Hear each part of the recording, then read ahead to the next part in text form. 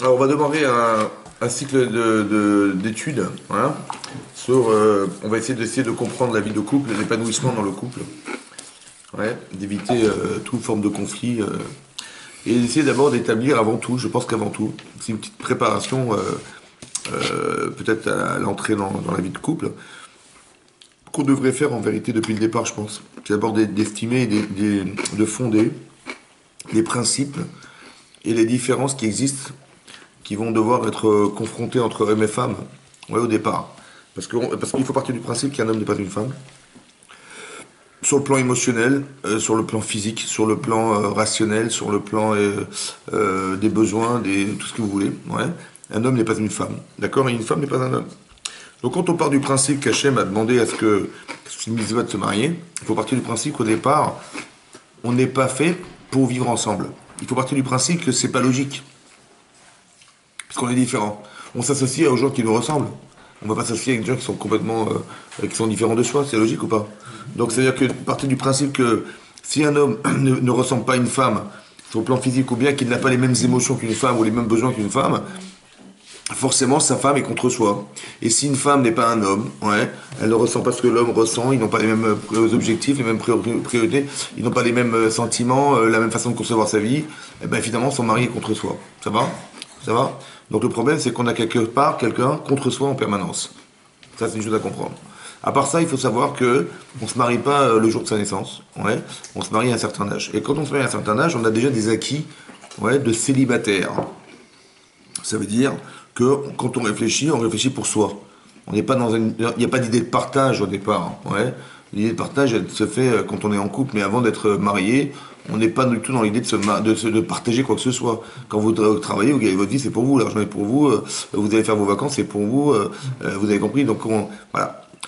Donc c'est important de comprendre qu'il va y avoir un décalage entre le célibataire et le marié. Ça veut dire que le danger, c'est quoi le danger?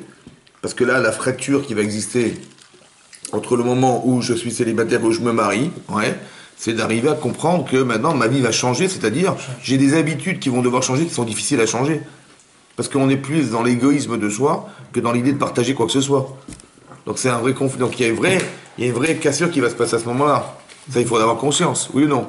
C'est très important de décrire déjà le décor pour savoir exactement qu'est-ce qu'on peut attendre de l'autre et qu'est-ce qu'on peut attendre de soi. C'est très important de décrire. Donc à part le fait de la différence, à part le fait que on est dans la confrontation parce qu'on n'est pas dans un modèle de donner mais dans le modèle de prendre. Quand vous verrez, je sais pas moi, une fille, elle va se marier à quelqu'un, la première question que ça lui demande, c'est dis-moi qu'est-ce qu'il fait comme métier. Ouais. Pourquoi? Qui va payer le mariage? Mais non, parce que tu vas vivre, mais qu'est-ce que tu vas pouvoir prendre? Vous avez compris? Parce que il n'a rien à te donner, qu'est-ce que tu vas prendre? Vous avez compris? Comme si que le mariage était de prendre, vous avez compris? Voilà. Donc c'est très intéressant de voir qu'on est habitué, la forme et la construction qu'on a, c'est qu'est-ce que mon mari peut m'apporter et qu'est-ce que ma femme peut m'apporter. Mais pourquoi on raisonne comme ça? Parce qu'on a toujours raisonné comme ça. On est des célibataires, ça va? Le danger, c'est d'être un célibataire marié.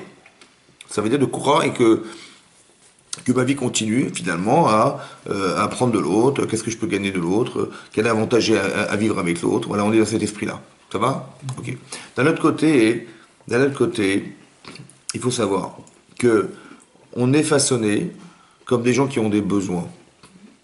Ça va? Hachem, il nous a fait comme ça. Ouais. Vous avez besoin de dormir, vous avez besoin de boire, de manger, vous avez besoin de vous reposer, vous avez besoin de vous éveiller, vous avez besoin de changer d'air, vous avez besoin de vous retrouver entre amis, vous avez besoin de plein de choses. Ouais. Mais qui c'est qui a créé ces besoins? Oui. En tout cas, si vous avez faim, vous le savez. Ça va? Vous savez, parce que les gros dans l'estomac, si vous avez soif, eh ben vous le savez. Ouais, vous dites, tiens, j'ai soif. Comme si que Hachem, il avait créé dans le corps humain, ouais, quelque chose qui sont un signal d'alarme, que quand j'ai besoin de dormir, je suis fatigué, je le sais, je ne veux pas forcer, je vais aller dormir. Ça va? Parce que si je ne savais pas que je devais dormir, eh ben je pourrais forcer et c'est dangereux pour ma santé. Autant que si je ne sais pas que je dois boire, c'est mauvais parce que je peux me dessécher. Autant que je peux ne pas m'alimenter. Voilà. Donc Hachem, il nous a fait un chesed. Il y a quelque chose, c'est pas logique ce que vous dites, parce que c'est pas normal. C'est divin tout ça, hein. Que en fait, dans nous, on a des besoins qui sont révélés par le corps. C'est comme ça, oui. Autant que j'ai besoin de changer d'air, ça peut être aussi rationnel, ça peut être aussi émotionnel, ça peut être plein de choses. Ce sont des besoins, voilà. À quoi ça sert d'avoir des besoins? À quoi ça sert qu'Hachem il est fait qu'on ait besoin? Pourquoi on a besoin d'avoir besoin? Pour Pour être dépendant de quelque chose. Voilà, c'est-à-dire que pour créer le lien, pour être dépendant. Ça veut dire qu'Hachem, il a créé le lien parce que tu dois forcément comprendre dans ta vie que tu as besoin de créer un lien. Si j'ai pas besoin, je ne crée pas de lien. C'est vrai. Mais comme j'ai besoin, je vais forcément créer un lien. Oui, et je vais créer un lien avec la nature. Bah, il faut bien que je me nourrisse, que je boive, voilà. Je crée un lien. Je crée un lien social, je crée un lien religieux. Si j'ai pas de problème dans ma vie, ben j'ai pas besoin du bon Dieu. Ouais. Mais il m'arrive des situations de vie où je peux pas me débrouiller seul. Donc je fais appel à Hachem. Donc le manque a été organisé pour qu'on fasse appel à Hachem. Pour qu'il puisse exister aussi. Vous avez compris? Ce sont des manques. Donc quand on a des manques, on crée des liens. Et quand on n'a pas de manque, il n'y a plus de lien. C'est vrai ou pas? Coupé. Coupé ou pas? Ok. Maintenant, il va y avoir un problème. Lequel? Parce qu'avant qu'on veuille se marier, on a un vrai manque. Parce qu'on cherche l'âme sœur, on cherche à fonder un foyer. Ce sont des manques, tout ça, vous comprenez ou pas? J'ai envie de me marier, j'ai envie de trouver la femme que je recherche. Voilà, je cherche cette femme, je cherche ce mari, je cherche cet homme, le prince charmant, je cherche, ouais. Je cherche un mari. Bon, ben non, avant le mariage, après le mariage. Avant le mariage, je cherche, et après le mariage, je cherche plus. Donc si je cherche plus, qu'est-ce qui va se passer? Ça dépend pour qui. Coupure. Hein? Coupure. Mais c'est pas seulement ça, je cherche plus, je n'ai plus envie. Donc il n'y a plus de. Donc j'ai plus de besoin. Besoin. Donc maintenant je vais me poser une autre question. Maintenant j'ai plus de besoin, j'ai plus faim. Et avant j'avais faim, je cherchais absolument à manger, et j'ai trouvé ce que je devais manger, je me suis rassasié. Ça va? Ok, donc j'ai faim maintenant ou j'ai plus faim? J'ai plus faim. Donc j'ai plus faim, donc je me suis marié, je suis casé. Donc quand un homme il est marié, et quand une femme est mariée, on passe à autre chose, ben attention. Hein? Le problème. Le problème c'est quoi? C'est qu'on n'a plus faim. Ça veut dire maintenant la question que je me pose c'est à quoi il me sert mon mari parce que je suis marié. Avant je le recherchais, mais maintenant je l'ai trouvé. Maintenant que l'assiette, je l'ai mangée, à quoi ça me sert d'avoir une assiette? Et à quoi ça me sert de ce qui reste dans l'assiette? À quoi ça me sert? Vous avez compris? Il va y avoir un problème. Mais ça c'est un problème, attention, qui est dans ma tête. En fait, j'en ai pas conscience, mais il existe ce problème. Le problème c'est d'arriver à exister avec quelque chose dont je n'ai plus besoin. Alors je dis, bah j'ai encore d'autres besoins, lesquels? Bah il faut bien que j'ai des enfants. Vous avez compris? Il faut que je conserve mon couple. Donc j'ai besoin d'entretenir ce couple. Ouais. Combien j'entretiens? Ben, j'entretiens, je ne sais pas, on verra. Et combien? Mais non, je cherche à avoir des enfants. Donc je cherche à avoir des enfants, donc j'entretiens ma femme, j'entretiens mon mari. Il faut qu'on ait des enfants. Voilà. Et quand j'ai eu des enfants. Entretiens des enfants? Ben, j'ai eu des enfants, c'est évident. Donc je suis comblé. J'ai eu un mari, j'ai des enfants. Vous avez compris ce qui va se passer? Ce que je vous dis n'est pas forcément conscient, mais inconsciemment, il va se passer un déclic, un truc inversé. Il faut faire attention. C'est qu'en vérité, avant, j'étais libre. Maintenant que j'ai eu tout ce que je voulais, je me rends compte que je suis plus libre. Par exemple, moi je m'étais toujours étonné, et je vous pose la question suivante. C'est marqué dans la paracha de Kitetzel la Milchama, ouais. C'est marqué que là-bas que si quelqu'un s'est amouraché d'une captive. Ouais. On a fait la guerre et on a ramené des captives. Bon, et des femmes qui n'étaient pas très bien habillées, très attirantes, elles faisaient exprès de mal s'habiller pendant les guerres pour faire ce qu'elles avaient envie de faire pendant la guerre avec les soldats et tout ça, avec les gens qui faisaient la guerre. Et quelqu'un, il a vu cette femme, elle n'est pas juive, il s'est amouraché d'elle. La Torah dit que de lui interdire, Hachem, de lui interdire de l'épouser, parce qu'il ne peut pas l'épouser, elle n'est pas juive. Et je peux pas. Pourquoi? Parce que de toute façon, il va l'épouser, coûte que coûte, même Béissour. Donc c'est-à-dire qu'on a déterminé dans la nature humaine que le type il ne pourra pas retenir ses envies, ses besoins. C'est bon? Alors qu'est-ce que la Torah préconise? Bon, ben, on va mettre des conditions. Les conditions c'est quoi? Ben, il faut qu'elle s'enlaidisse pendant un mois, elle pleure ses parents, comment vous dire, elle va se laisser pousser ses ongles, etc., etc. De façon à ce que quoi? Qu'il puisse la voir autrement. En vérité, il ne se rend pas compte, mais ce qui l'attire, c'est sa beauté physique. Mais si elle s'enlaidit, il va se rendre compte que quoi? C'est ça que je vais épouser. D'accord? C'est une manière, ouais, de lui faire comprendre, s'il est un peu léger, lui faire comprendre qu'il va épouser une forme, il ne va pas épouser une femme. Ça va? Et donc si j'enlaidis de la forme, ben, il va se rendre compte que, ah oui, d'accord, j'avais cru que je l'aimais, mais en fait je me m'aime à travers elle. Ça me fait plaisir, ça va? Ok. Maintenant, si quand bien même, il va quand bien même l'épouser. Ça va? Donc il va la convaincre, il va l'épouser. À un moment donné, la Torah dit que si un homme il a deux femmes, une femme qu'il aime et une femme qu'il déteste, et qu'il a l'intention de déshériter l'enfant de la femme qu'il déteste, il ne pourra pas. C'est qui cette femme qu'il déteste? C'est celle qu'il a épousée, qui était la femme captive, comme ça Rachid explique. Pourquoi tout à coup il a eu?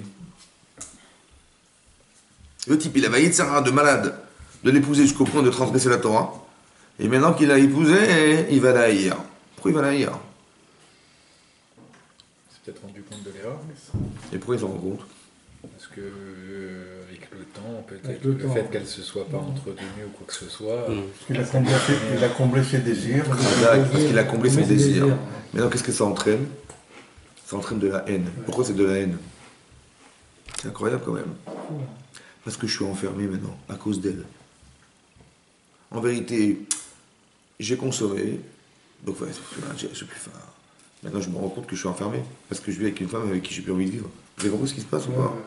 Mais ce phénomène, il est vrai pour elle, parce qu'elle est captive, mais il est vrai pour tout homme, ou toute femme, que inconsciemment, j'ai tellement vécu une forme de liberté personnelle avant mon mariage, qui m'a été privée parce que je me suis marié, qu'inconsciemment, j'ai ce souci. Ça voudrait dire, ça pourrait expliquer pourquoi, quelque part, des fois, vous voyez, les gens se disputent, des fois pour rien. Ça va? Comme si qu'on avait se disputer pour se séparer. Pourquoi? Parce qu'il y a un problème de gestion, de la compréhension, du fait qu'après qu'on ait mangé, qu'on n'ait plus faim, c'est normal qu'on n'ait plus envie de rester. On ne va pas rester au restaurant toute sa vie, ça va? Ça y est, j'ai mangé, c'est bon. Et ce qui reste dans mon assiette, qu'est-ce que je vais faire? Je le jette. Vous avez compris pas? Cette logique-là, c'est une logique inconsciente. Mais qui existe en fait. Et qui reste une problématique, qui est de dire, mais qu'est-ce que j'ai à faire ici? Alors qu'avant, j'étais libre de faire ce que je voulais, maintenant je dépends d'une femme, je dépends d'un homme, je suis plus... Il faut que je décide, on le décide à deux, etc., etc. Mon argent, je le partage en deux, à trois, à quatre, avec mes enfants, machin. Quand on veut partir en vacances, il faut réfléchir à 10 fois où est-ce qu'on va aller, comment on va y aller, avec quoi on va y aller. Avant, je faisais ce que je voulais, vous avez compris? Il y a cette forme de liberté qui n'est pas forcément acquise et comprise au départ, qui est modifiée parce que maintenant qu'on est marié, on est comme prisonnier d'un système auquel on s'est engagé par besoin de fonder un foyer. Mais inconsciemment, j'ai un problème. Vous avez compris ça? Donc il faut le gérer, ça. Ça veut dire que je ne me rends pas compte qu'inconsciemment, maintenant que j'ai plus besoin, alors il faut que j'arrive à gérer cette vie-là. Comment je vais la gérer? Ça va? Ça, c'est une chose à comprendre. Maintenant qu'on n'a plus besoin, alors à quoi ça sert de se marier? Maintenant que je me suis marié, voilà, j'ai trouvé ma femme, j'ai des enfants, j'ai fondé un foyer, j'ai fait ce qu'on m'a demandé, voilà, je l'ai fait. Bon, ben, alors, on fait quoi maintenant? Vous avez compris? Ce problème-là, il existe en fait. Parce que maintenant que j'ai tout, ben, qu'est-ce qu'il faut faire alors? Vous avez compris? Il faut renouveler le besoin. C'est pas possible. Parce que de renouveler son mariage, je vais pas me remarier 10 fois. Ouais. Sa femme. Comment? Renouveler avec sa femme. Renouveler quoi? Bon, on dit c'est bien d'être comme au premier jour. Je sais pas si c'est vécu comme ça, mais bon. Mais comment ça s'entend? Comment ça peut être comme le premier jour alors que je sais pertinemment que ce serait jamais le premier jour? Avant le mariage, c'était le premier jour. Avant le mariage, j'étais très attentionné. Elle avait besoin de quelque chose, j'étais aux aguets.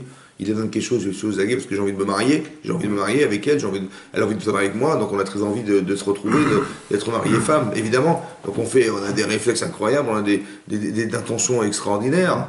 Mais quand on est casé, tout à coup, ça se relâche. Ça va? Mais c'est logique, pourquoi? Parce que ça y est, j'ai plus faim, j'ai plus envie. Vous avez compris ce problème-là? C'est un problème de fond, ça. Problème d'actualité. Alors qu'est-ce qu'on fait? Vous avez compris? Peut-être qu'il faut développer autre chose. Il faut comprendre autre chose. Quand on a eu des enfants, ouais, qu'est-ce qu'on gagne d'en avoir? Qu'est-ce que vous gagnez d'en avoir? Ou qu'est-ce que vous perdez d'en avoir? Est-ce que vous gagnez de l'argent? Non. Est-ce que vous en perdez? Oui. Est-ce que vous perdez du temps? Oui. Est-ce que vous perdez de la patience? Oui. Est-ce que vous perdez des nerfs? Est-ce Oui. que vous êtes obligé d'expliquer des choses que vous savez déjà? Oui. Catastrophe. Combien ça coûte un enfant jusqu'à son mariage? On n'a pas calculé. Mais calculez. Calculez, vous avez des rentrées. C'est énormissime, c'est des sommes énormes.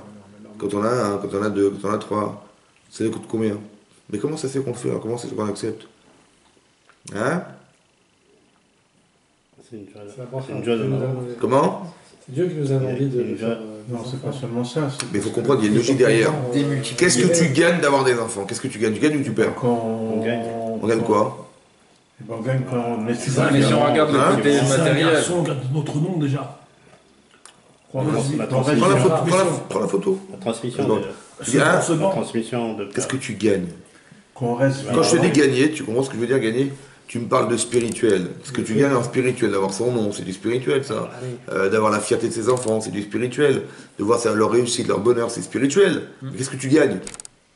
Ça, matériellement. déjà, c'est ça. Tu- Ça s'appelle gagner tout ça, justement. Attends, quand je te dis, je veux dire au boulot, je dis, tu sais quoi? Tu vas travailler bénévolement. Mais tu vas gagner de travailler.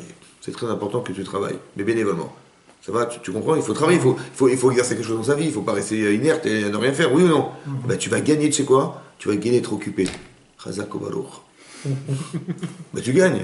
Tu gagnes au moins, tu dis pas, je vais faire rien de la journée. Tu travailles, mais tu gagnes 0 centime. Tu gagnes ou pas? Ah, tout à coup, tu gagnes plus rien. T'as compris? Mais il faut comprendre que tu gagnes, ça veut dire quoi gagner? C'est-à-dire que tu gagnes physiquement. Mais là, tu gagnes rien. Au contraire, tu perds. Tu perds ton temps. Tu perds... Quand tes enfants ils ont des bébés, tu dors pas la nuit. Tu perds tout le temps. Oui, non. Mais qu'est-ce que tu gagnes? Bah, tu gagnes du spirituel. C'est dingue ou quoi? Ouais. On prend le spirituel, on perd Ah. du matériel pour le spirituel. Ok. Mais non, dis-moi, ce bébé-là, il a des besoins? Hein? c'est dépendant de nous. Il a des besoins ou pas? Il a besoin de son père, il a besoin de sa mère, il a besoin d'être changé, il a besoin de vivre, il a besoin de manger. Il a besoin ou pas? Oui. Mais de quoi tu vas t'occuper dorénavant? De quoi tu vas t'occuper dorénavant? Des enfants. Parce que tu as des bébés. De quoi tu vas t'occuper? Bah, de donner à manger. Le matériel. La couche. C'est quoi la règle? Tu vas t'occuper de... De l'éduquer. Tu vas t'occuper... Le matériel. L'éducation. L'éducation, Tu vas t'occuper de combler ses manques. de quoi? De combler ses manques. Jusqu'au moment. Jusqu'à présent, de quoi tu t'occupais jusqu'à présent, avant ton mariage? Combler tes manques. Hein, toi. Les tiens. À toi, à toi. Et maintenant, tu vas voir que Hachem, il a fait en sorte que les enfants, pourquoi faire? Pour s'occuper de. Pour combler tes manques. Pour combler ses manques. C'est bon. Mais pour combler ces manques, il faut que tu les comprennes. Il faut que tu les connaisses. On va les connaître. Hein? Si tu les connais pas, qu'est-ce que tu vas faire? Si tu sais même pas de quoi, tu sais même pas de quoi a besoin un enfant, qu'est-ce que mange un enfant, à quel âge on fait ça, à quel âge on fait pas ça, tu sais rien. Tu vas avoir des problèmes, hein. Tu es obligé de t'instruire, tu es obligé de savoir quoi? Bah, les besoins de l'autre. Oui, non. Mais non, celui qui reçoit le besoin, c'est quoi la différence entre recevoir le besoin et donner le besoin? Est-ce que la personne la plus heureuse, c'est celle qui reçoit ou celle qui donne? C'est qui donne. Ceux qui donnent, ceux qui donnent. C'est logique ça? C'est logique chez vous ça? Non, non, non. Comment ça s'explique alors? Celui qui reçoit, qu'est-ce qu'il a? Qu'est-ce qu'il a? Mais il a la reconnaissance du bien. Ça va? Mais est-ce que la reconnaissance du bien, c'est du bonheur ou c'est du plaisir? Plaisir. Plaisir. Et celui qui donne, c'est du bonheur. C'est incroyable. Mais c'est quoi le bonheur alors? Comme si que le bonheur, c'était pas de combler ses besoins, parce que ça c'est du plaisir. Le bonheur, c'est de combler les besoins des autres. Vous avez compris ça? Comme si que maintenant, qu'est-ce que Hachem me demandait? Il me demandait de comprendre les besoins de l'autre. Ça veut dire, avant, tu cherchais à savoir quels étaient tes besoins propres. Tu dis, mais moi, il faut que je me marie, il faut que j'ai une maison, il faut que j'ai machin. Mais c'est dans mes besoins personnels, c'est mes besoins personnels, c'est mes ambitions personnelles. J'ai des vides. Il faut que je les remplisse, non? Ben, j'ai voilà. Mais quand je les ai remplis, tout à coup, j'ai envie de rien. J'ai pas grave, on va retrouver d'autres envies. Donc, qu'est-ce qu'ils font les gens? Ben, cette année, on est en Israël, l'année prochaine, on va aller à Bangkok, l'année prochaine, on va aller aux États-Unis. Voilà, comme ça, on change. Ça remplit des besoins. Mais t'as pas compris. Le but, c'était pas remplir tes besoins, c'est de remplir les besoins. Ça veut dire qu'il faut que tu détermines qu'est-ce que ta femme elle a besoin. Qu'est-ce que ta femme doit déterminer, qu'est-ce que toi tu as besoin. Vous avez compris pas? Sur le plan physique et le plan spirituel, les deux. Vous avez compris ou pas? Que tout à coup, ma vie de couple va complètement changer. C'est-à-dire que je vais commencer à réfléchir autrement. Avant, j'ai réfléchi égoïstement, qu'est-ce qu'elle peut m'apporter? Qu'est-ce que je peux dire? Parce que la première question que j'ai demandé à sa mère, est-ce qu'elle sait bien cuisiner ou pas? T'as compris, c'est très important. Parce que je suis rentré dans ce couple pour vivre, pour gagner quelque chose. Mais non, mais il faut bien que j'ai à gagner dans cette histoire. Vous avez compris ce que je veux dire? Vous avez compris ou pas? J'espère qu'elle est mignonne, j'espère qu'elle est machin, j'espère que... Mais pourquoi? Parce que moi, je suis là pour prendre. Parce qu'il y a deux tendances dans l'homme. Il y a la tendance qui est de prendre et la tendance de donner. Il y a deux tendances. Qu'est-ce que Hachem attend de nous, qu'on prenne ou qu'on donne? Le rachat, qu'est-ce qu'il fait? Il donne ou il prend? Ah, il prend, il prend. Il prend tout ce qui bouge, il prend. Tout, il prend. Tout ce qui bouge. Ce qui va. Ouais. Mais le tzaddik, Il donne. il donne.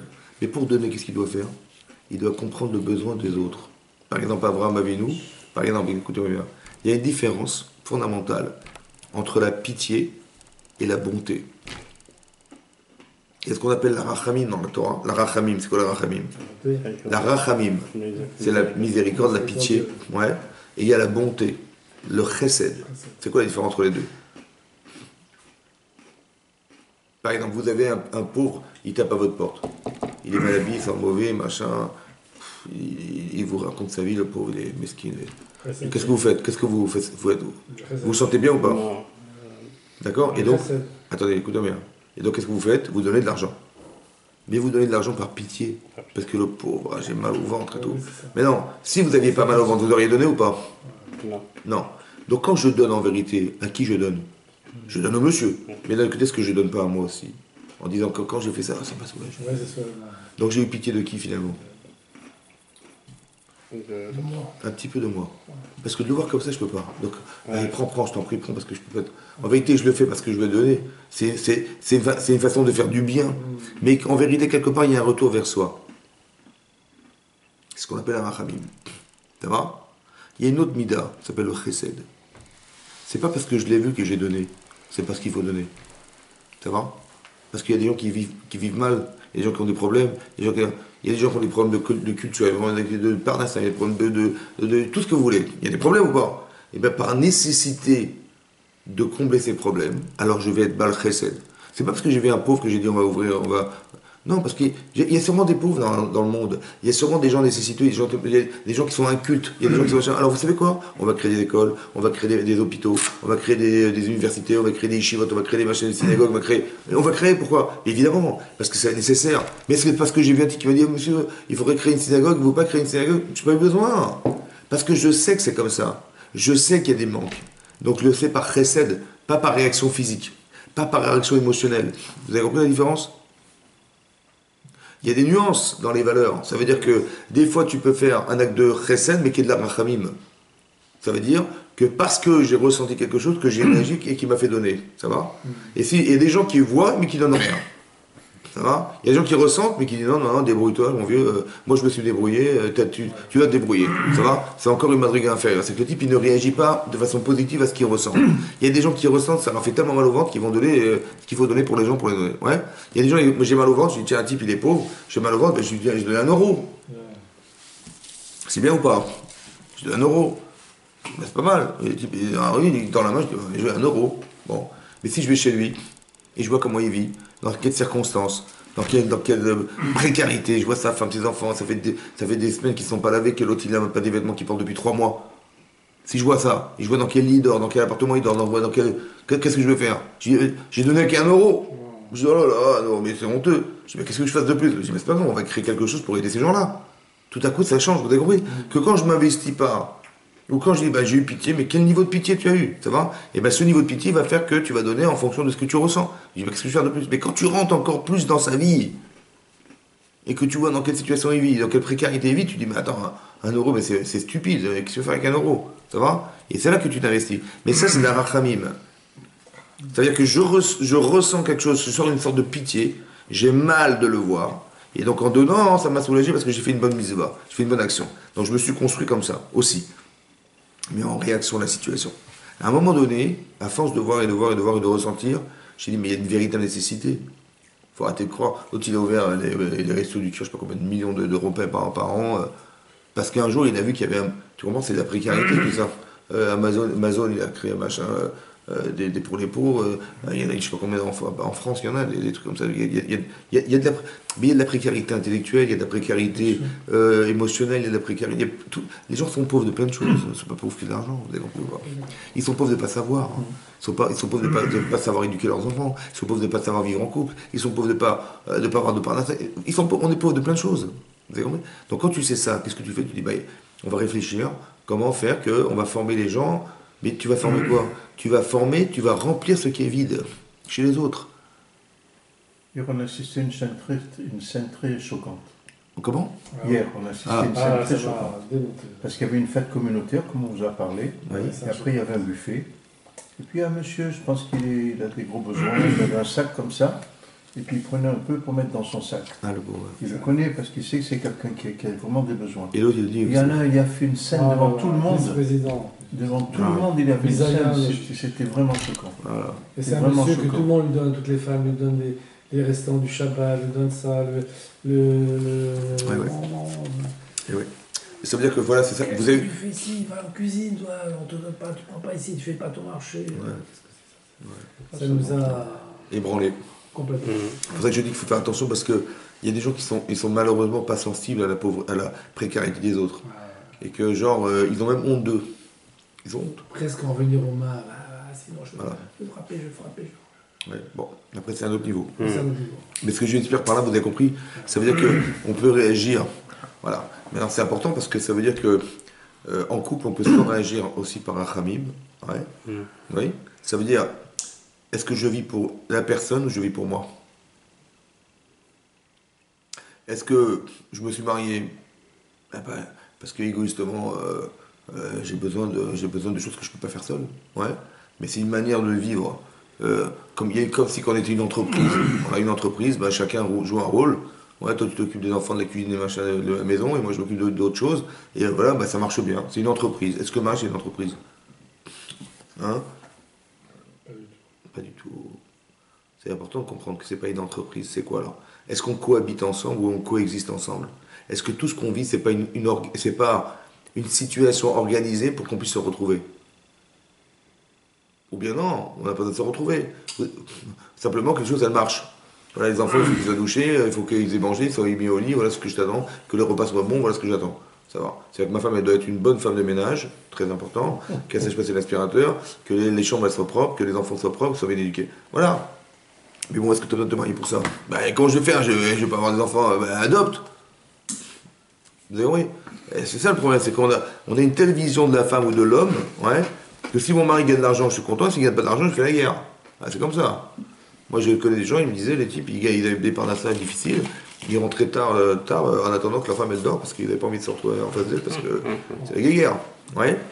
Donc la carte bleue, c'est Shalom Bayit, c'est ça? Exactement, c'est B. Mais non, c'est important de comprendre pourquoi c'est important, parce que les gens, vous avez compris, il y a un problème ou pas? Est-ce qu'une femme, elle aime son mari, ou elle s'aime à travers son mari? Est-ce qu'elle dit, mais t'as pas de parnasses, elle commence à l'engueuler, machin. Mais est-ce qu'elle s'aime parce qu'elle voit qu'elle est malheureuse, madame, parce qu'elle n'a pas eu l'argent qu'elle attendait, ouais, ou bien, quand ça sonne, Vekol Simcha, Kol Khatan, Vekol Kana. Non, vous avez compris que c'est ça le problème, c'est que, au lieu de dire quoi, qu'est-ce qu'elle devrait dire quand son mari n'a pas de parnasses, qu'est-ce qu'elle devrait penser, madame? À l'aider À l'aider à remonter, à l'aider à comment. Elle va l'engueuler, mais dit, mais tu vois pas que le frigidaire il est vide? Tu vois pas qu'on a.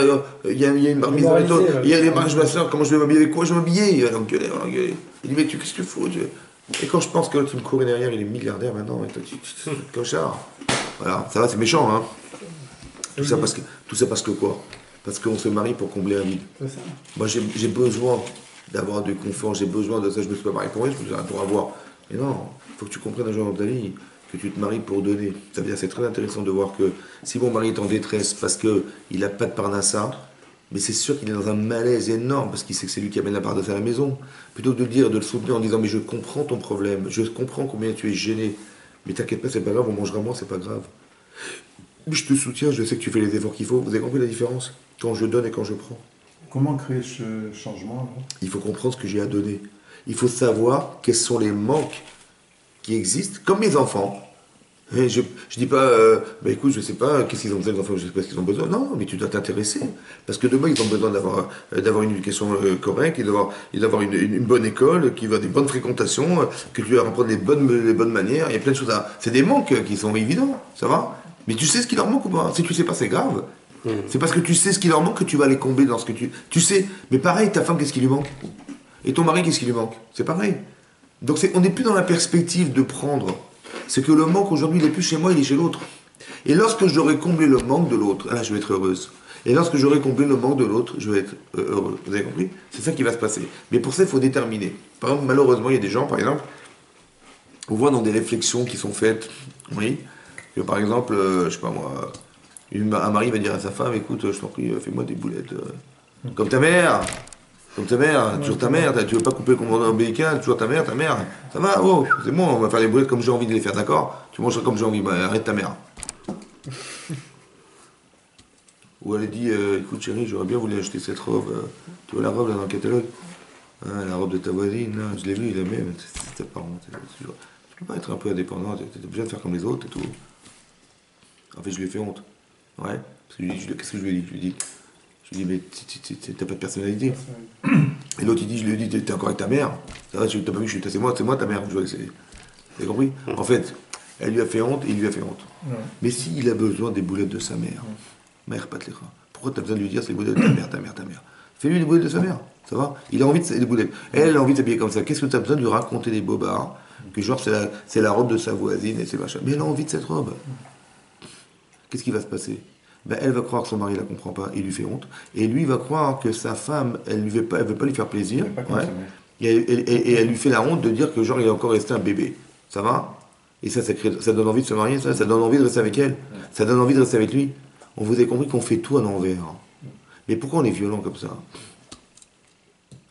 Hein? Par rapport au manque. C'est marrant, hein? Pourquoi il y a de la violence derrière? Pourquoi dans les couples il y a des tensions?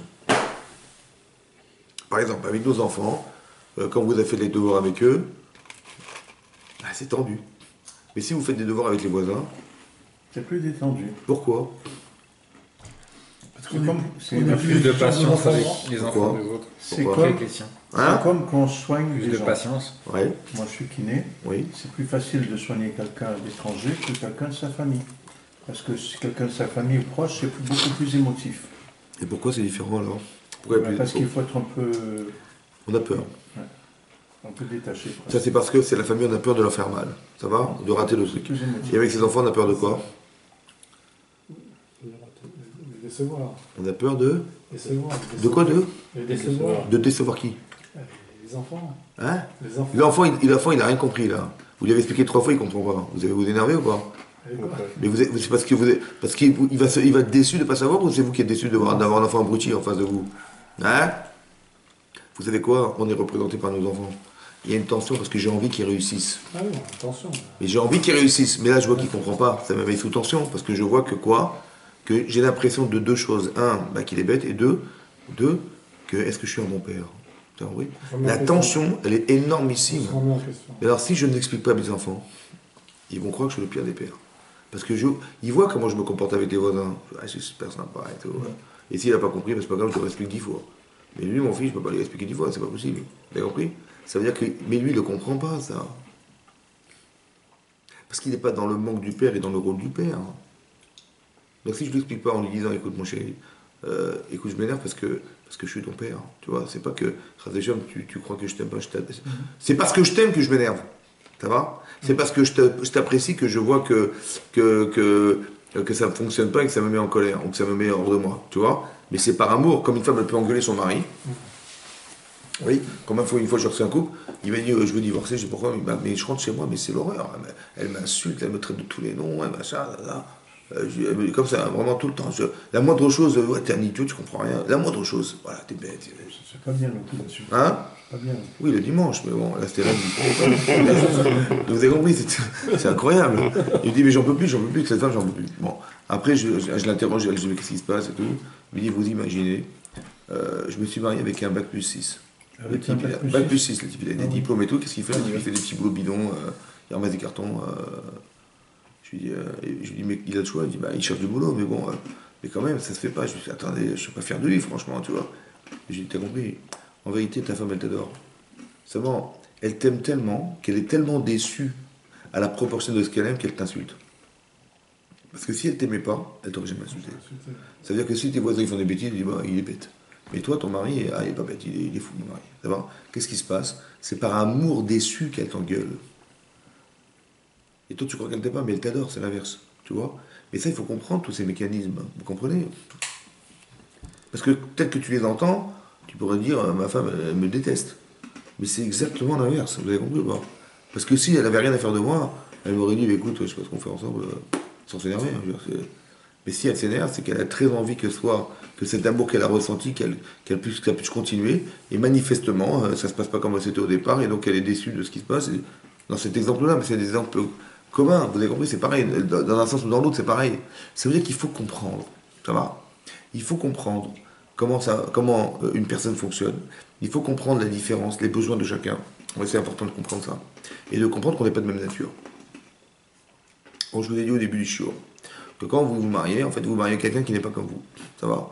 Une femme, elle n'a pas les mêmes besoins qu'un homme, elle n'a pas les mêmes sentiments, elle n'a pas les mêmes idéologies, elle s'occupe d'autre chose, voilà. C'est vrai, et un homme, c'est l'inverse.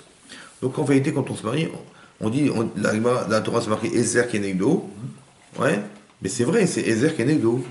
C'est pas de la littérature. C'est ou une aide face à soi, ou une aide contre soi. Mais c'est forcément contre soi, puisqu'on n'est pas de même nature. Alors comment on fait alors pour que ça soit pas contre soi? Puisque de toute façon, je suis pas une femme, moi. Est-ce que j'ai besoin de mettre des bagues dans mes doigts, de mettre de la laque sur mes cheveux? Hein? Et de quoi? Des catalogues de vêtements, hein? Et une femme, elle dit, mais qu'est-ce que tu fous avec toi? Tu vois le foot, les gens le foot, t'as rien à foutre? Hein? Bon, vous avez compris? Bon, en attendant, elle se fait la Coupe du Monde. C'est normal, parce que c'est brushing, il faut bien jouer une coupe. Ouais. Vous connaissez l'histoire de... Comment? Vous connaissez l'histoire de Chetraïl? Ouais. Il y a une femme, elle va voir un rabbin, elle dit je veux divorcer. Pourquoi? C'est parce que mon mari, il ne veut pas me lire le Chetraïl. Alors le rabbin, il appelle le mari, il dit femme, elle n'est pas contente contre vous. Il dit pourquoi vous ne lisez pas Chetraïl? Parce que je suis émette, moi. Hein, je suis émette. Elle n'est pas Chetraïl, je ne peux pas lui dire Chetraïl. Il dit votre maman, comment il était? Ah, maman, c'est autre chose. Alors, faites Chetraïl, mais en pensant à votre maman. Ouais. C'est comme un type, il a été voir un rave. Il a écouté un cours. Il a dit celui qui a une femme, est une racha, et il va la supporter, c'est sûr qu'il va au Lamaba celui-là. Ah, oui. Et donc il a dit moi il faut que je trouve une femme racha, parce que comme ça je vais avoir le Lamaba, tu vois. Et il cherche, et elle est ouais, mais elle n'est pas assez racha celle-là, l'autre elle n'est pas assez racha. Il cherche une méchante, une folle quoi. Et il la trouve, racha il la trouve. Il dit celle-là elle est folle, racha, c'est sûr que je vais avoir le Lamaba avec elle et tout. Et donc il a dit moi il se rend compte, il va l'épouser. Et il épouse et tout. Le premier jour qu'il se marie, il arrive, le matin il se réveille, et sa femme elle avait préparé le petit déjeuner. Elle avait mis un tapis rouge de son lit jusqu'à la truc et tout. On devine dessus. mais t'es folle quoi, mais je voulais pas d'une femme qui ne sait, je voulais une femme d'une folle et tout, je voulais une femme qui soit méchante avec moi et tout. Pourquoi t'es gentil comme ça? Il dit quoi? Moi je suis gentil, mais tu crois que tu vas là bas quoi?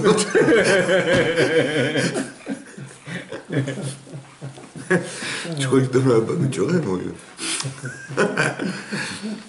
Ouais. Vous avez compris? Ouais. Alors ça, c'est la structure qu'il faut déterminer avant de comprendre les différences. Ouais. L'exemple que je donne souvent, c'est d'expliquer. Si un jour, tu dois changer d'endroit dans ta vie, par exemple, tu vis, t'es un bon Français, et bon, par contre, tu vas faire ta Léa. Voilà, un exemple, tu pars en Israël. Ça va? Bon, est-ce que tu parles l'hébreu? Non. Est-ce que tu as la mentalité israélienne? Non. Est-ce que tu connais l'endroit où tu vis? Non. Est-ce que tu sais où tu vas travailler? Non plus. Est-ce que tu sais où tes enfants vont aller être scolarisés? Non plus. Qu'est-ce que tu fais? Je t'adapte. Tu restes français en Israël? Tu es français. Moi, je parle pas l'hébreu, je sais pas. Comment tu vas travailler? Tu parles pas l'hébreu, tu sais même pas où tu vis, tu connais pas ton quartier, tu connais pas les gens, tu connais pas la mentalité. Qu'est-ce que tu dois faire? Tu t'adaptes, c'est normal ou pas? Au début c'est dur, mais l'adaptation faisant, un jour tu vas voir que tu vas vivre comme un Israélien, tes enfants ils seront Israéliens. Voilà, c'est vrai ou pas? Oui ou non? Est-ce que ce travail on le fait en couple? De base, oui. Moi, je pense que oui. S'adapter à la femme? Ah non, je parle par rapport à... La LIA. Ouais. Oui, évidemment. C'est logique ou pas? Pour moi, oui. Très bien. T'as la chance, parce que aussi pour moi, oui. C'est marrant parce que ouais, c'est marrant.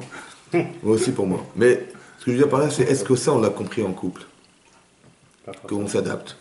On dit non, on n'a pas besoin de s'adapter, c'est elle qui doit s'adapter. Vous avez compris? C'est parce que j'ai des manques, donc elle doit s'adapter à mes manques, c'est normal. Ça va? Je pense pas. Est-ce que vous comprenez qu'on doit s'adapter au monde dans lequel on vit? Parce que je vis en face de quelqu'un qui est contre moi, en fait.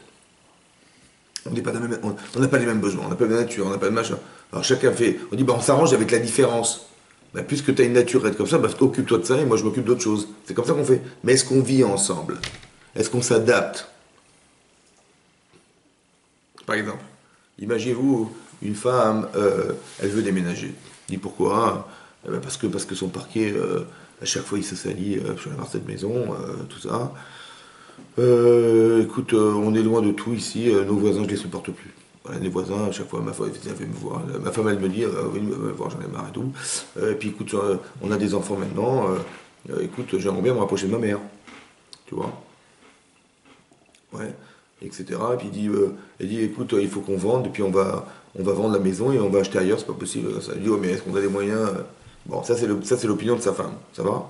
Mais bon, le mari il dit attends, j'ai pas compris, mais moi je suis très bien où je me trouve.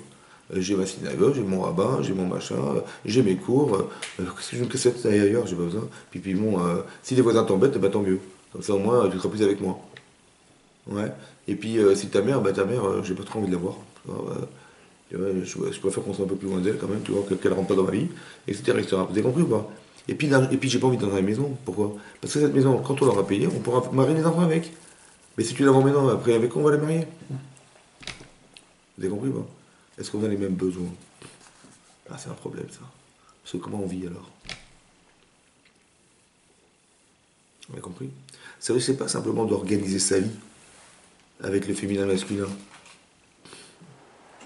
C'est comment j'arrive à coordonner mon existence dans ce qui est l'inverse de ce que je pense. Vous avez compris ça? C'est marqué dans la Torah, hein, la chose suivante. C'est marqué ici comme ça.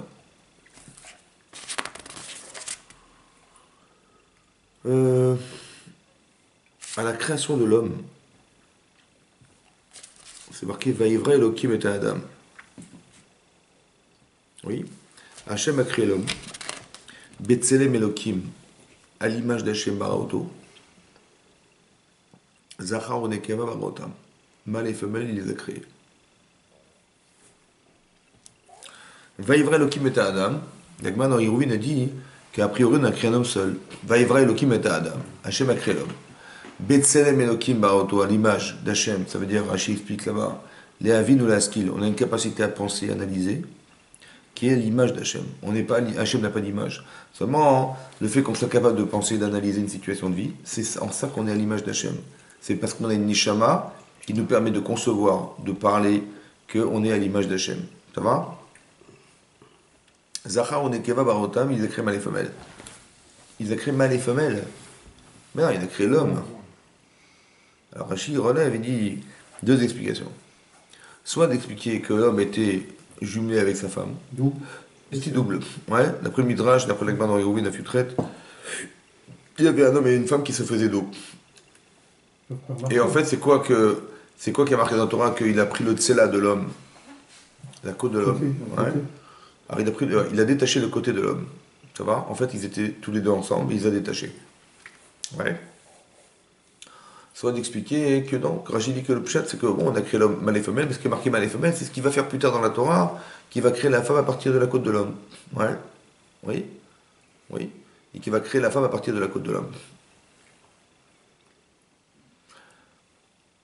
Est-ce que vous savez, il y a un principe dans les Haggadot, dans tout ce qui est récit de la Torah, il n'y a pas de marloquette. Il n'y a pas de conflit de discussion. Ça veut dire que quand la Torah dit qu'il a créé l'homme seul et qu'il a créé l'homme double, c'est la même chose. Ouais, comment ça s'explique? Alors j'ai pensé comme ça. Parce que écoutez-moi bien.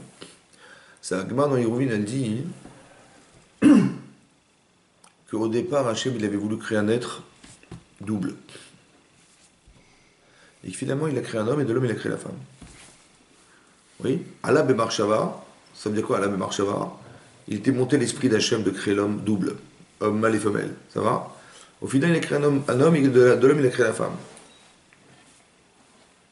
Ça veut dire quoi qu'il a pensé créer? Est-ce qu'il a pensé? Il y a marqué dans le texte, Vaïvra Elohim et Adam. Est-ce qu'on est dans la pensée de l'homme ou dans la pensée d'Hachem, dans la création? Dans la création. Dans la création. Comment le Chazal, ils ont pu dire qu'il a pensé? Oui? Il n'est pas dans la pensée. On est dans la création. Il a créé, il a pensé, il a créé, il a réalisé. Ouais. Et ici, cette même question se pose ici. C'est marqué là, Bereshit bara Elokim et Hashem et Haaretz. Au commencement, Hachem a créé le ciel et la terre. Rachid dit, pourquoi hein, bara Elokim? C'est qui crée le monde? C'est quel Dieu qui crée le monde? Elokim. Le Dieu de rigueur. La rigueur. Il y a le nom d'Hachem, Elokim, qui est le nom de rigueur d'Hachem. Ouais. Hachem. Et il y a Yud Ke Vav Ke, le nom, le tétragramme, qui est la Rachamim d'Hachem. Ouais. Oui, demande Rashi, le Midrash demande, pourquoi c'est pas Bara Hachem, le Dieu de Rachamim qui crée le monde? Marqué Bereshit Bara Elokim, c'est le Dieu de rigueur qui crée le monde. Pourquoi c'est pas le Dieu de Rachamim qui crée le monde? Par Chesed, il a créé le monde. Par bonté. Pourquoi c'est pas la rigueur? Il fallait qu'il soit carré pour la création de tout. Hein?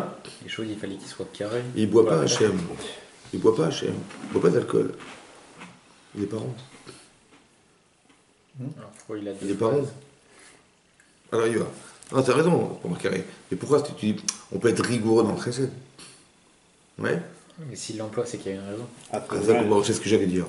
Exactement ce que j'allais dire. Donc c'est une très bonne réponse. S'il l'a marqué, c'est qu'il y avait une raison. Très bonne. Donc on va continuer à penser.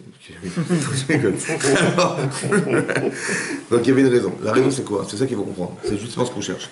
Ouais. Bereshit bara Elokim. Velo amar bara Hachem. Il n'est pas marqué bara Hachem Yud Ke Vav Ke.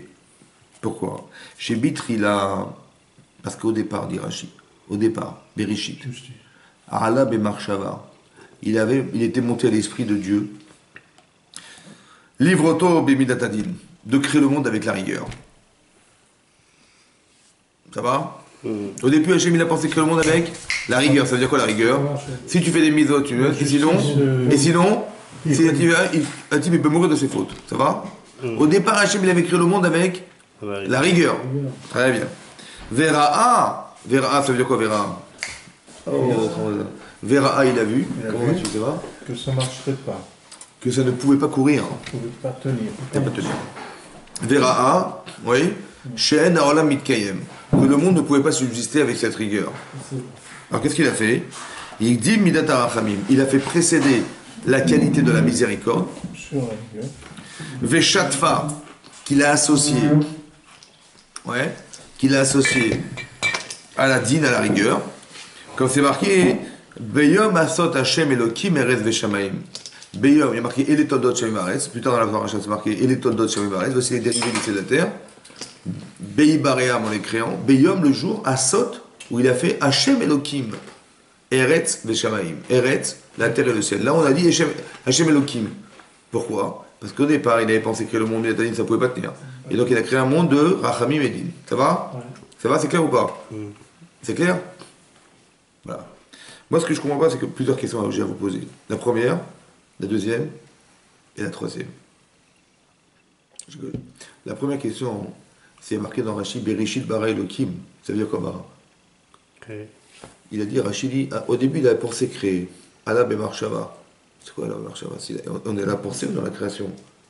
Hein? Il avait pensé créer le monde avec la rigueur. Il avait pensé. Mais non, il a marqué qu'il a créé. Dans le texte. Alors pourquoi il explique ça? Bizarre, c'est bizarre. Tire ça, surtout. C'est Midrash. Okay. Maintenant, ok. Vous avez dit que quoi, il a créé le monde Midatadin? Ouais. Il a vu que ça ne pouvait pas tenir. Pourquoi ça ne pouvait pas tenir? Il savait qu'on allait fauter. Non? Pourquoi ça ne peut pas tenir? Parce qu'il y a un libre arbitre. Parce que l'homme est fort ou l'homme est faible? Non, les femmes, Il n'y a pas de libre arbitre. Qui c'est qui l'a créé faible? Hachem. Et qui c'est qui a créé la rigueur forte? C'est qui? Le qui? C'est le même. Comment il peut s'étonner de ce qu'il crée? Il dit, ah, ça va pas tenir. Essaie de mettre un bâtiment de 150 étages sur des allumettes. Vas-y, essaye. Essaye. Ah, tiens, ça marche pas. Mais non, ça marche pas. Comment Hachem il peut dire, ah, j'ai voulu créer Midatadin avec la rigueur et j'ai vu que ça peut pas tenir? Ça peut pas tenir, mais évidemment, puisque tu crées un homme faible, tu crées une rigueur trop forte, mais ça ne tiendra jamais. C'est toi qui crée le faible et c'est toi qui crée le fort et tu t'étonnes. Vous avez compris la question? Ouais. Alors c'est quoi l'explication? Il a vu que le bon ne pouvait pas subsister à la rigueur. Bah, évidemment, hein, si tu mets trop de rigueur, l'homme ne pourra pas subsister à la rigueur. À moins que tu renforces l'homme et tu lui permettes de pouvoir se battre contre la rigueur. Ou de supporter la rigueur. Mais si tu crées un homme faible avec une rigueur supérieure à sa capacité à le supporter, évidemment qu'il ne pourra pas tenir, évidemment. Donc tu t'étonnes. Il a vu que le problème ne pouvait pas tenir. Alors qu'est-ce qu'il a fait? Il a associé la rachamim. Ouais. Il fait tout les... Alors j'ai pensé de là comme ça. Allah Bemarshava. Ça veut dire quoi la pensée d'Hachem? Comme c'est manqué, il a pensé créer l'homme mâle et femelle, et finalement il a créé un homme et après il a créé la femme. Ça veut dire quoi il a pensé créer l'homme et femelle? Ouais. Ah, c'est comme ça. La pensée d'Hachem, ouais, c'est pas ce qu'il avait pensé faire. C'est ce qu'il aurait voulu que soit. Allah Bemarshava, c'est le but à atteindre. Le but, c'est qu'on arrive à la Midat Hadin. Ça veut dire, en vérité, Hachem, il sait qu'on est faible. Il sait que tel qu'on est, on n'arrivera pas à subsister à la rigueur. C'est comme tu demandes à un enfant de 3 ans d'aller lui-même à l'école. Ça va? Tu dis de prendre son cartable sur son dos et d'aller à l'école, de réviser ses devoirs tout seul. On dit non, il est trop petit.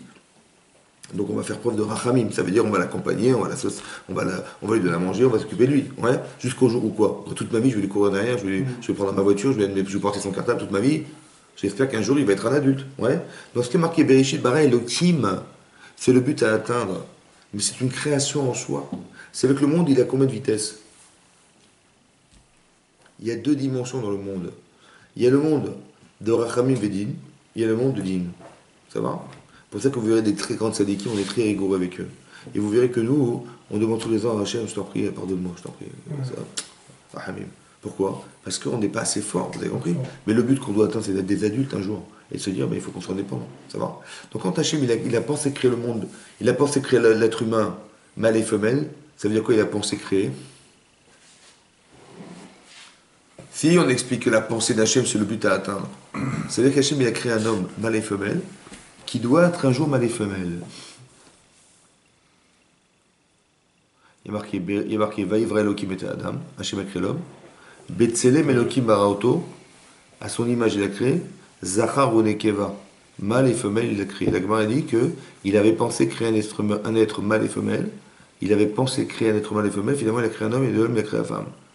Et c'est quoi qu'il a pensé créer? Ça veut dire que le but à atteindre c'est quoi? C'est d'être masculin, féminin. Ça va? Ça veut dire quoi maintenant?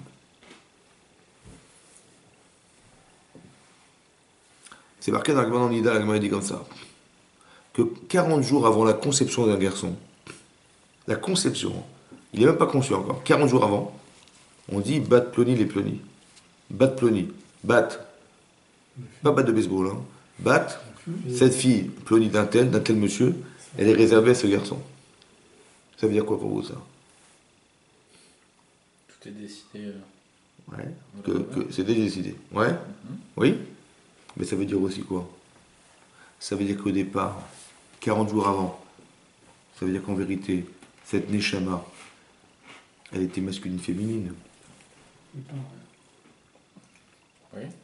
Et qu'on a décollé la partie masculine qui va rentrer dans un garçon en espérant qu'un jour il va retrouver sa Neshama féminine.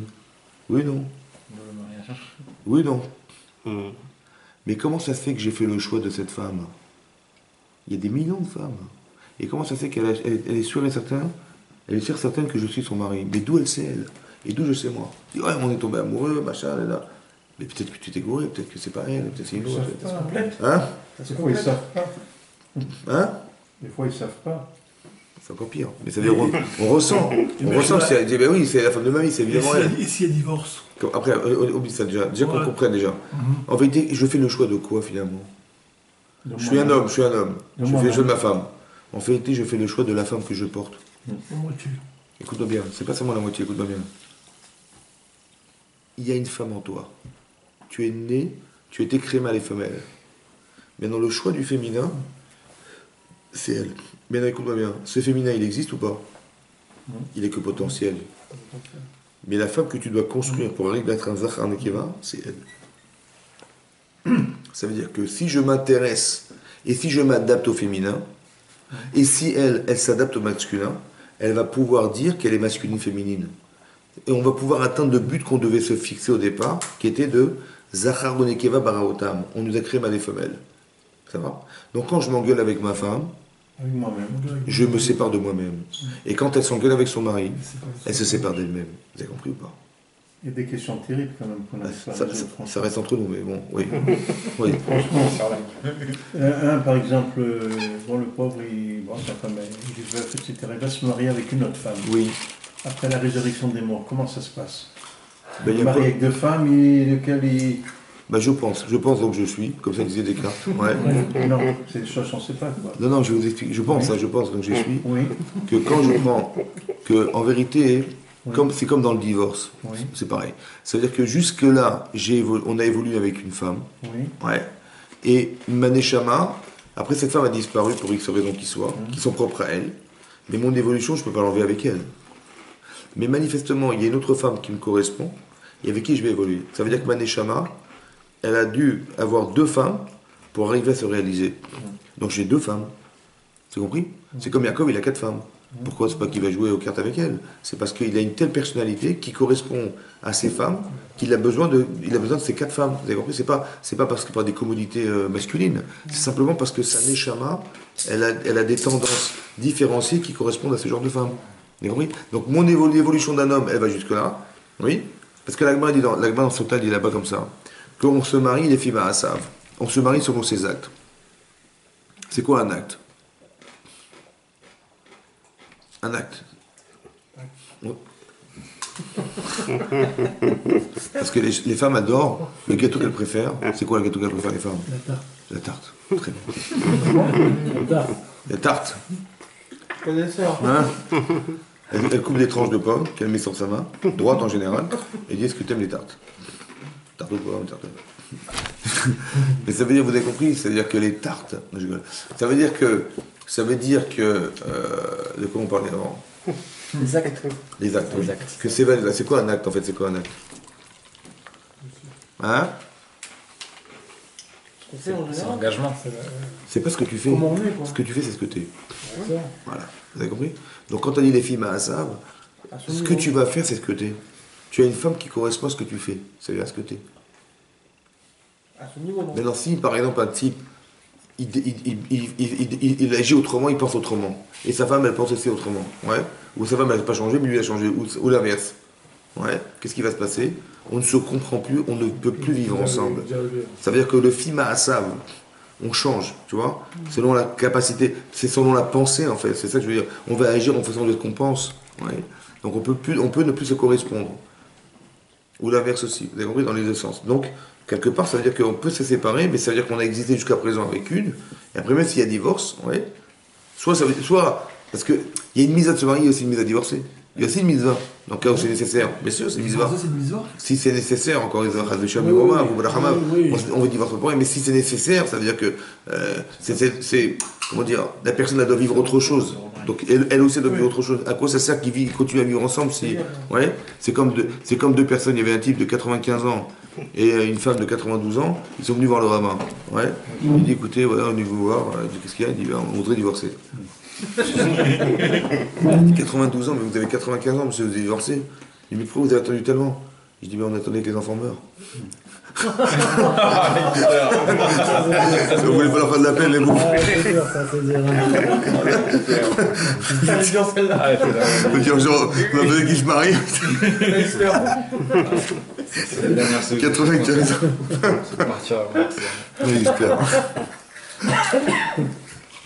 Je rigole pas. Cette situation, je peux te dire, je peux vous attarder. Les Stormwich. Alors. Qu'est-ce que je rigole. Alors. Donc vous avez compris, c'est ça.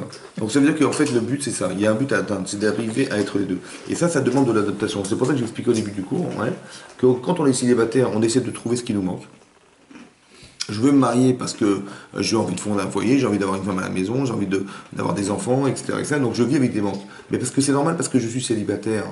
Ma vie n'a de sens que de combler mes vides, mes manques et mes besoins. C'est ça comme ça. Et quand on se marie, tout à coup, c'est l'inverse. On n'est pas en recherche de combler ses manques, ça serait dangereux même.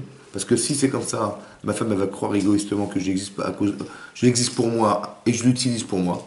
Et l'inverse aussi, ouais, que j'aurais l'impression que ma femme, elle m'utilise comme un moyen alors que je suis son mari. Ça va? Donc pour éliminer ça, il faut bien comprendre une chose. Il faut comprendre que le but, c'est pas de combler ses besoins, c'est de combler les besoins. Alors, pour ça, je dis que Minash Shamaim, ce qui est incroyable, le Minash Shamaim du mariage. Parce qu'on dit que c'est Hachem qui met avec Zivugim. C'est lui, le bon Dieu, qui fait les couples. Ouais. Pourquoi c'est lui? Bah, pour plusieurs raisons. Je pense que d'abord, le seul qui comprend vraiment le manque de chacun, ouais, qu'est-ce que l'un va combler dans l'autre, c'est que Hachem qui peut.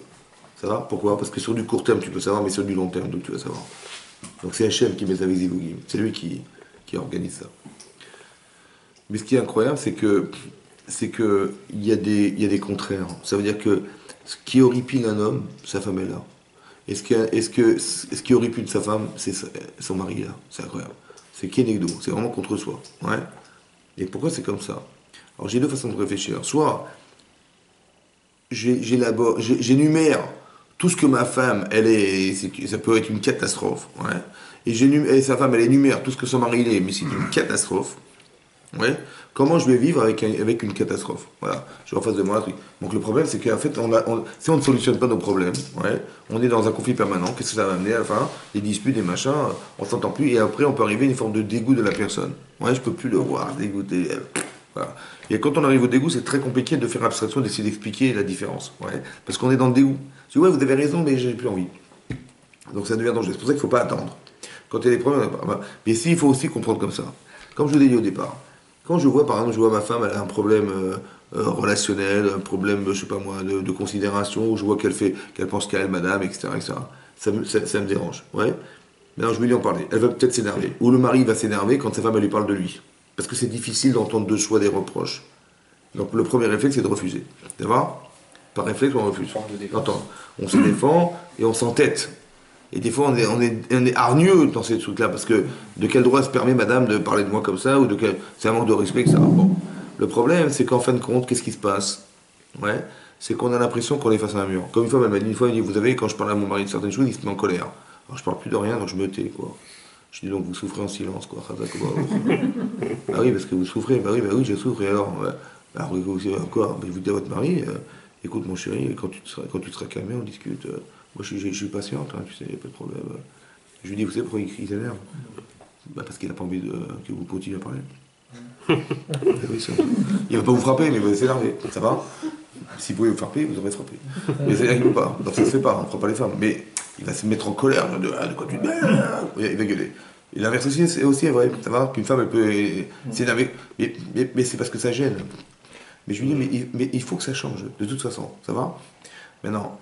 Donc, il faut que ça change, ça veut dire que il faut qu'on comprenne une chose, et c'est ça le problème au départ. C'est est-ce qu'on cherche à être heureux ou on cherche à se faire plaisir? Elle est là la vraie question. Bah oui. Parce que quand je me suis marié, moi je me faisais des sandwichs tous les jours. Et j'en ai marre des sandwichs. Moi, je vais me faire un peu plaisir. Au fond, j'ai une femme qui sait cuisiner, tu vois. Et j'ai demandé à sa mère, avant de me marier avec elle, elle sait bien cuisiner. C'est sinon, je me fais des sandwichs moi-même, j'ai pas besoin de me marier. Mais on pas. Bon, je me suis marié pour moi en fait, c'est ça le problème. Donc le truc il est comme ça, il fait.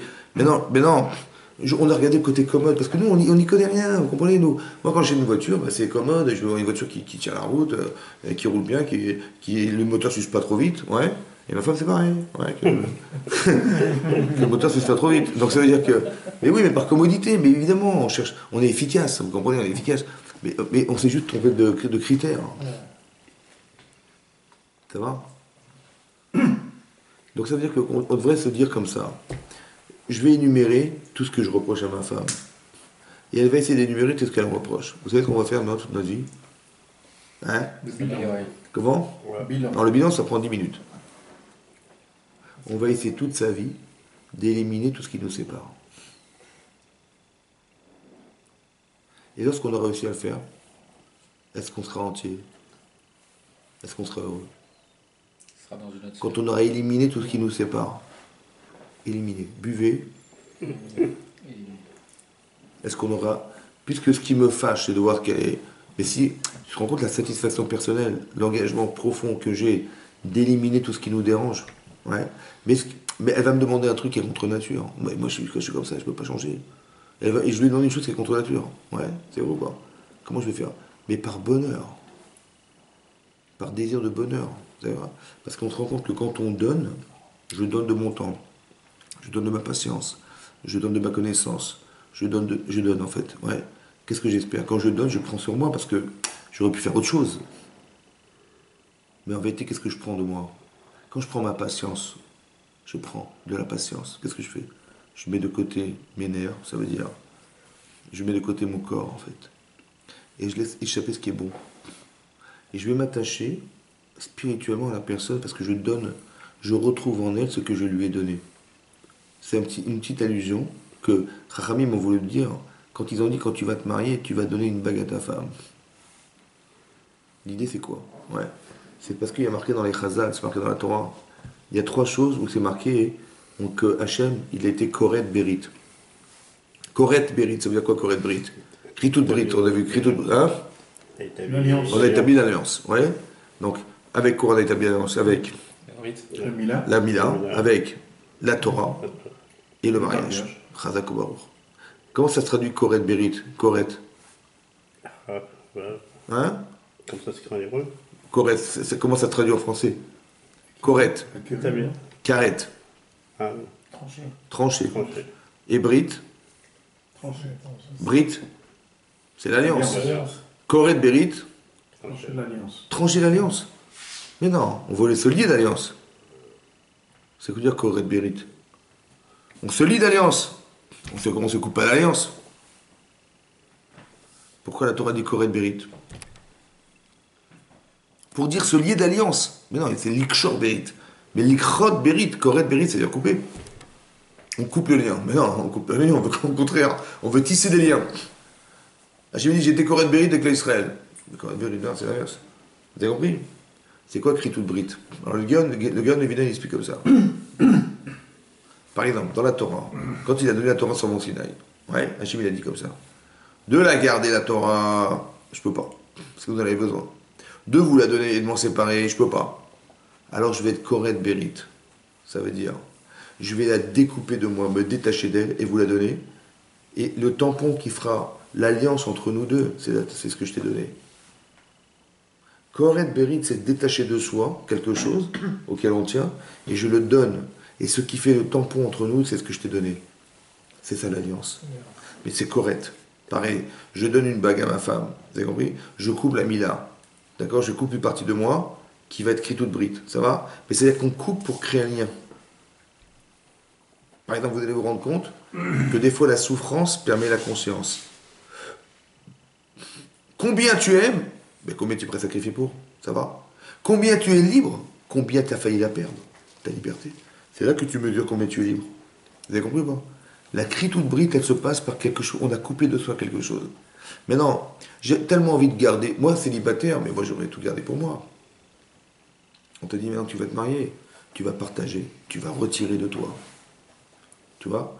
Mais par amour pour la personne.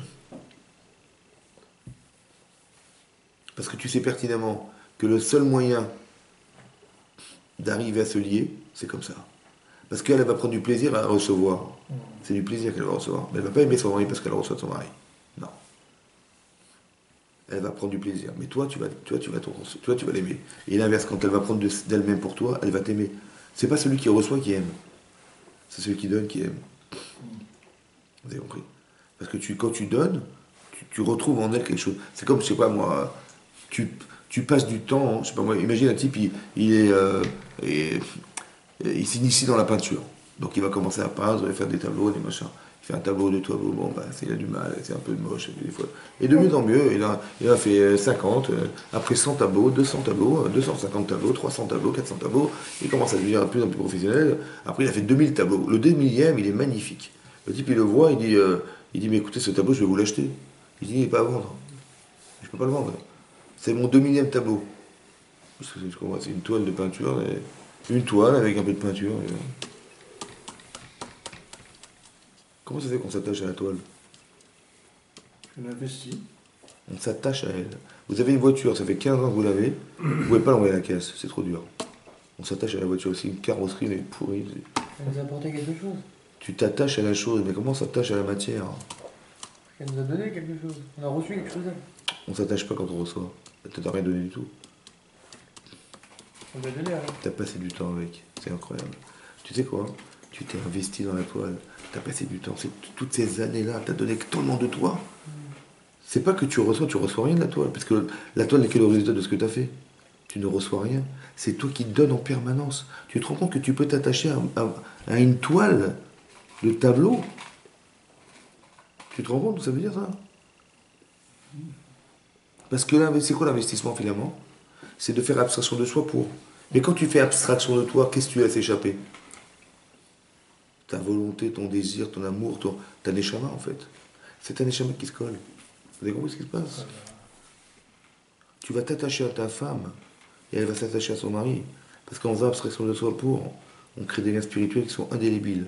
Tu ne peux plus les détacher.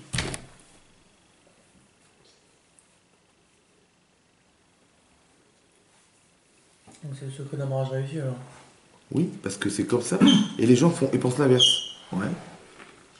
C'est que plus je reçois, et plus je sais que je suis marié. Parce que ma femme, il faut qu'elle me respecte. Il faut qu'elle fasse ce que je lui dis. Il faut que machin. Et mon mari, il ne fait pas de cadeaux, il ne fait pas machin. Et quand je suis nul, je suis zéro, je suis machin. Ouais. On est dans la perspective comme si on était des mariés célibataires. Je vis en couple comme j'étais avant. À la différence, c'est qu'avant, je me débrouillais seul, maintenant, on se débrouille à deux. C'est quoi les critères qui permettent de dire, aussi bien d'un côté que de l'autre, c'est elle et c'est pas une autre, ou c'est lui, c'est pas une autre? C'est quoi les critères? Il n'y a pas de critères. Alors, Il n'y a aucun comment critère. C'est sidérant. Il n'y a pas de critère, c'est de la neshama, vous comprenez? Personne ne peut dire. Je vous explique. Attendez, écoutez-moi bien. Neshama. C'est-à-dire, bien sûr qu'il faut se rencontrer, évidemment, sinon on va se parier avec un mur. Je veux dire, sinon on se parie avec un mur. Je veux dire que. Et il faut se rencontrer. Mais comment je peux être sûr? Je vais vous expliquer un truc. Sûr, peut-être pas, mais au moins. Ça dépend des chaussures qu'on porte. Si c'est une chaussure, C'est mal autour. sans lacet, hein, bien sûr. Il faut que c'est une chaussure, sinon ça ne marche pas. Si c'est une pantoufle, c'est sûr que ça ne faut pas. J'ai comme ça, écoutez bien. Si je réfléchis de façon. Il y a des gens qui n'arrivent pas à se marier, vous savez pourquoi? Ils sont trop rationnels. Et si j'ai fait ça, il m'a dit comme ça, et comment je vais faire? Et si ça, et si dans 2 ans ça se passe comme ça, et aujourd'hui d'accord, mais demain qui me dit, et ouais. Bon, est-ce qu'on peut tomber amoureux comme ça? Non. C'est impossible. Mais parce que c'est des gens qui réfléchissent toujours à ne jamais perdre. Ou alors ils se disent, il faut que ça soit du 100%. Ou ils attendent le coup de foudre. Ouais. Pour moi, j'ai pas choisi. Vous avez compris, le coup de foudre, j'ai pas choisi, on m'a poussé. Voilà. Mais quand il faut choisir, là, laissez-moi réfléchir, là, j'ai trop peur. Là. Je dis, mais si tu es trop rationnel, tu pourras jamais libérer de la conscience.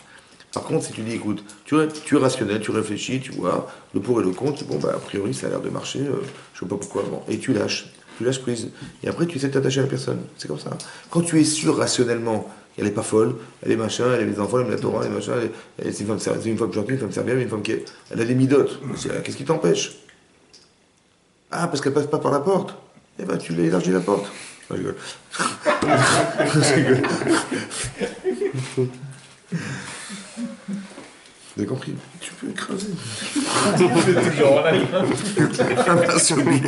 Excusez-moi, mesdames. On a perdu 30 femmes. Alors, vous avez compris? Après, quand tu te rassures, il faut se rassurer. Tu es rassuré? Alors laisse ouvert. Laisse une porte ouverte. Essaie de rentrer dans l'émotion. Mais si tu restes trop rationnel, tu ne pourras pas. Après, quand tu rentres dans l'émotion, ouais, parce que c'est Hachem qui met les avec Zivouim. Donc d'un côté, il m'a proposé quelqu'un. Maintenant, je ne sais pas. Est-ce que ça va marcher ou pas? Mais il en reste que quoi au départ? Il faut que je sois d'accord que si ça fonctionne, si je me sens bien, si j'ai pas de trop. Il faut que j'élabore toutes les questions, évidemment, tu vois. Surtout pour des femmes, je dis pour des femmes en général, c'est très important qu'elles se posent la question suivante. Ouais, les femmes en général. Oui, parce que c'est marqué les dames à part ou les dames à saillir. Les dames à part et les dames à saillir. Mais c'est très important que les femmes elles se posent la question. Parce qu'il y a des gens, vous vous renseignez, le type il est super gentil, super machin et tout. Oui, super gentil avec qui? Avec ses parents, avec ses copains, avec ses machins, mais avec les femmes, il est comment? Vous avez compris? Et ça, les femmes, elles se rendent compte après qu'en couple, il y a des gens qui sont horribles avec les femmes. Mais ça, on pouvait pas savoir, parce qu'il est toujours. Il y a au collègue, c'est un collègue de travail qui m'a dit, l'autre c'est un ami à lui qui le connaît depuis 20 ans. Mais avec les hommes, il est super gentil, super amoureux et tout. Mais dès qu'il s'agit des femmes, il a une notion de la femme ou du mariage qui est une catastrophe. Pour ça, je dis qu'il faut beaucoup, beaucoup discuter. Et de lui poser la question, qu'est-ce que tu penses des femmes? Qu'est-ce que tu penses du mariage? Qu'est-ce que tu penses? Qu'au moins on se fasse une idée. On tombe pas sur un fou furieux qui va te faire des misères.